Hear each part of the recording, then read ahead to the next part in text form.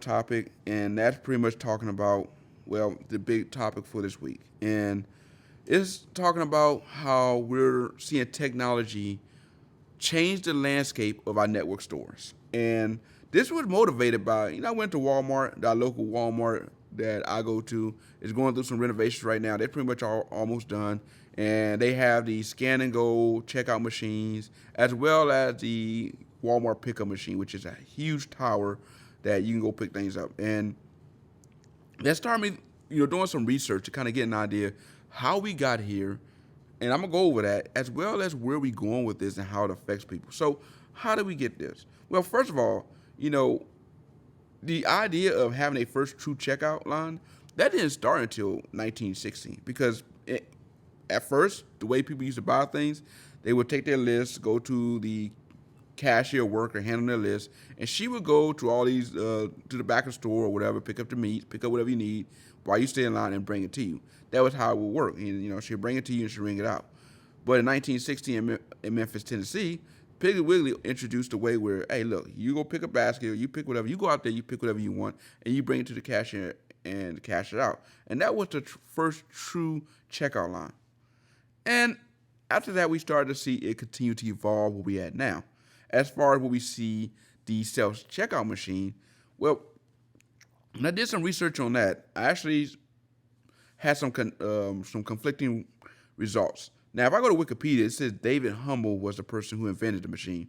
But when I started doing even more, some other research, it led me to someone else. So for now, I'm going to just say that, they have David Humble as one of the inventors.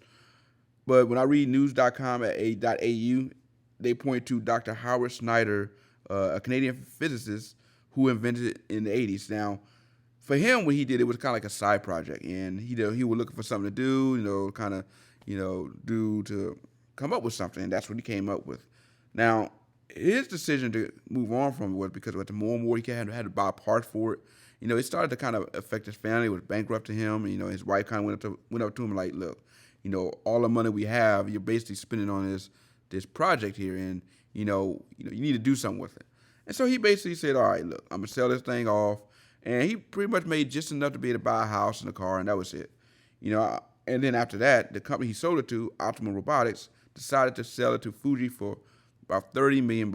And right now, Fuji just rolling in money right now because, well, all these stores are picking this up. Walmart, you see them at Target, Kroger's, and some Publix have them. The more places you go, the more these machines are getting out there. You gotta think, man. Mr. Snyder may have felt like, yo, man, I may have let this thing go too quick, because this company out here, this thing is making some money. But at the time, let's be honest, in the 80s, when he invented, even in the 90s, it wasn't, doable. Matter of fact, if you look at where we at now with the technology, one of the things he complained about, because he had to use his own, as he said, use his own invention, he kind of hated it right now, as he went to a grocery store and like, man, this thing is kind of, it's frustrating. It's not what I intended it to be.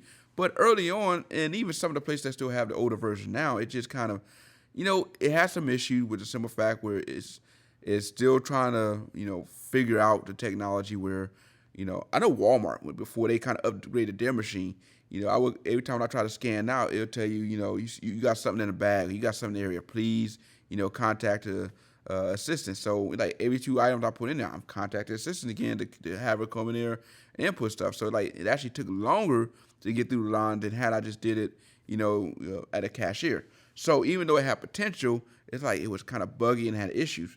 But as we start to see this technology continue to evolve and get to the point where it's better, and the newer machines they have right now is actually, working much better where, you really need an assistant. You can actually go through there, scan everything out, and not have any issues with, it not recognizing what you're getting. It's kind of changing the landscape of how we shop. And it opens the door for a number of reasons. For one, checkout lines, man. The main reason a lot of us go to those scan and go places because when you go, to your local grocery store or to your Walmart or whatever, and let's say you got 3 or 4 items, you're trying to, get in and out, and you behind a line that's wrapped around the store, especially if you go to Walmart. Anyone who's been in Walmart, they have been notorious where, you go out there, they got 30 checkout lines and only 4 of them open. And of the four that's open, everybody's wrapped around it twice. And you see like a number of associates, walking back and forth, and you like, can one of you guys, get on the register because I just want to get these four items and go. So, they've been notorious of this, and so I can see like people like me, like, look, I am not trying to wait in this long line. Let me go ahead and I'm willing to do it myself. If you just let me do it myself, I can get in and get out. And that's where this opened up and makes sense for people to try and get in and out, man. Let me get my 3 out and let's roll out. I'm not trying to be in this long line. But there are some cons to that because of the simple fact it do open up for people to fraud the system and steal, and that's something that at the end of the day, no matter what you do, you're always going to have some people who may be dishonest with it. An example may be, they can lean on the scale a certain way or pick it up a certain way, whether it be when they weigh in fruits and stuff to kind of manipulate the weight of the scale. They may try to pass off 2 items as one and throw it in the bag. A number of things they may try to do to try to, get over on the system. And unfortunately, you're going to have people doing that. And the only way they can kind of, resolve that on their end is maybe have an associate that's in the middle that's watching and go from there. But at the end of the day, those tools do open up areas of, opportunity and making things kind of better for customers. Especially a quick pickup. I was seeing that YouTube video showing how that worked, and I thought it was kind of unique. And I could see where it has some potential. So, with a quick pickup thing with Walmart is you can go on your phone, you can order something, you click a button, whatever, and once you go to a quick pickup thing, you scan your barcode, and in an instant, it's right there ready for you to pick your item up and go. And where this is, I can see it's very useful is for those that's always on the go. Let's say you got something you need to pick up, whether it be like a laptop case or the kids need some poster board, or now is kind of a good time, which may be useful. If you don't have time to go to Amazon, wait for them to send you, school supplies. So you got this list of school supplies from your kids. You got to pick up some stuff for school tomorrow, and you got to list at the last minute. So now you got to go to Walmart at the last minute, and you like, I am not feeling like getting in that line and waiting behind all those folks, all trying to get school supplies. Not today. I got to work tomorrow. I'm not feeling it. There got to be a better way. Well, there is. You better go into the app, pick up all the stuff that is on that list, click on each one of it, and then while you're driving there, an associate is grabbing your stuff, probably putting it all together. Then once you get there, you scan that barcode, you can grab your stuff and go. Like literally, you can literally, not even got to park the car. You can probably just pull up to the curb, tell your kid, hey, take your smartphone, scan that barcode, go to the pickup line, grab it, get back in the car. We heading back to the house. I mean, quick pickup, and it makes sense. I can understand why this works, and I'm loving the fact that we're taking innovation and using it in a way that is going to continue to help allow us to continue to get through our lives, especially the more busier and busier we continue to get. And for Amazon or Walmart, it allows them to compete with Amazon. Now, personally, I wouldn't use this for food, for the simple fact that when it comes to stuff like fruit, vegetables, and even canned items, I want to go out there and take a look at what I'm getting. Like one person said when we were first talking about it, when you trust an associate to go get it, they're not going to go to the back and grab the milk in the back. They're going to grab the first thing they see. So where, you may want to grab the milk in the back to get a longer expiration date. If they grab the first one they see, it may have a short expiration date. Same thing with eggs and something like that. And right now in this era where we're seeing, basically from my earlier topic where we're talking about DoorDash skimming off the top and all this stuff, we still don't really trust people in businesses enough, especially not with food. So you're going to trust a company or an associate in the back to pick up your food and bring it to you? What's to keep them from grabbing the stuff they were about to throw away and throw it in a bag and hand it to you? Stuff that they say, well, we're about to throw this thing away, or say that these are foods that were close to expiration date and we don't have much time to it. What's to keep that from happening? Especially if their boss back there is like, man, we're trying to get some incentives. We're trying to make, a certain sell point. We're trying to find ways to get the most out of something. And pressure them to say, look, don't worry about grabbing stuff on the shelf. Use some of this stuff right here. Throw it in the bag. They're not going to know the difference. And, yeah, they're doing that, especially if they're working at Walmart. They're not going to probably question it, or they may question it, but they may feel like, look, I may question it, but I need this job, so this is the boss man tell me to do, I'm gonna do it. And as a person who go out there and choose they want a certain fruit they want, or like me personally, if I go grab food, whether it be fruit, vegetables, whatever, I want to make sure it's the freshest. And I want to go out there and look at it myself. Look around, smell it, see the atmosphere of the area, kind of go from there. And yeah, when it comes to food, for me, I would not use that for this. Now some people may be using it for food, and so for those that are, I'm kind of curious how that work out for you. But me, I wouldn't use it. It may be for something that's like box goods that I'm not really concerned about. Something like maybe if you get like a box of cake mix or something like that, maybe. But even then, I'm still a little bit concerned, because again, I want to look at the expiration date. I want to make sure it's not moldy. I want to make sure it wasn't something that was on a ground that got kicked underneath the shelf somewhere, that some worker swept from under there, that's probably been there for a year or two. That, oh man, this was on the ground. Let me find some place to go with it. Oh, I could throw it in the trash, or I can put it in this guy's bag who decided to do it on pickup. I'm gonna put it in this guy's bag. So yeah, for me, I wouldn't use it for food, but for like the other thing that you go to Walmart for, like I said,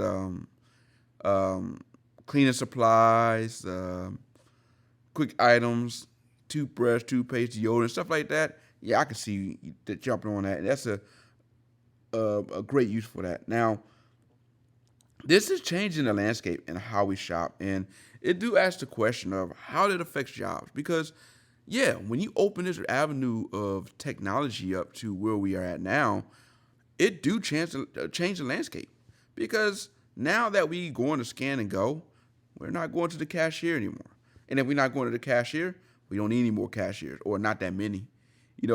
Where before you may have had a store full of cashiers, you don't need that. You just need maybe one or two people to stand in that little corner and make sure that the 5 or 6 people that are buying out of these quick checkout lines are not stealing, or if they have a problem with something, you can walk over there real quick and push a button.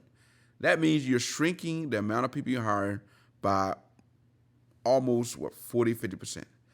Where you have like a store full of 10 cashiers, you can just have 2 people sit there and get by, and that's good enough. With maybe 2 other people that are there as a backup just in case. And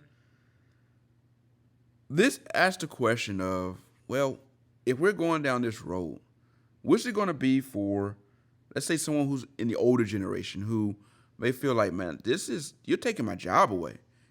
I can't quite adapt to this new technology like you want me to do. I'm still struggling with learning how to use my phone, how to use computers. I'm not good with it. And you're taking away this job that I have.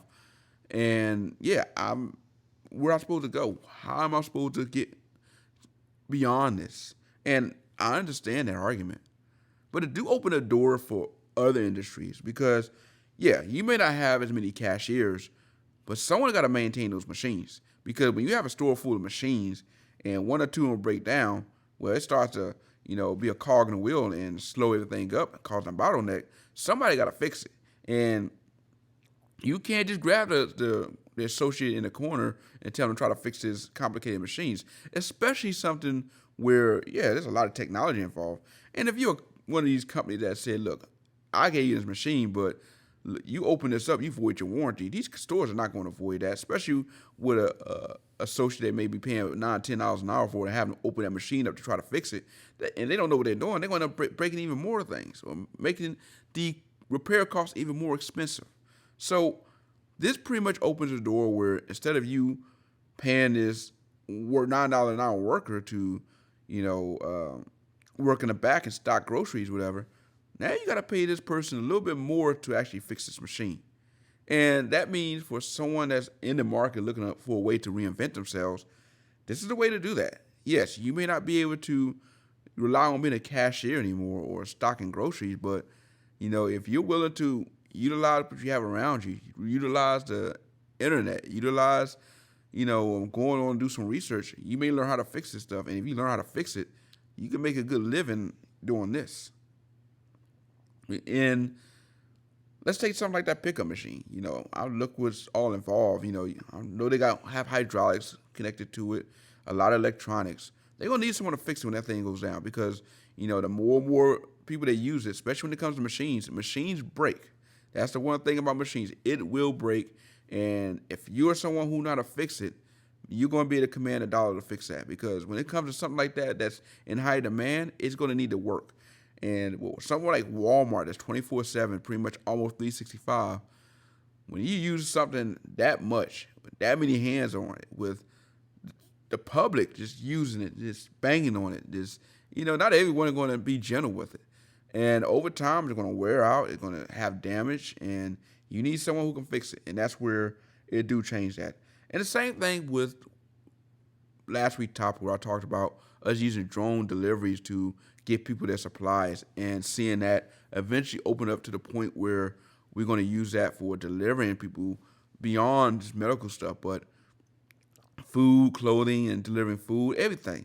You're going to have to hire a drone, someone to fly that drone. And you're not going to hire someone that's off the street that never flew a drone before because that opened that company up to liability.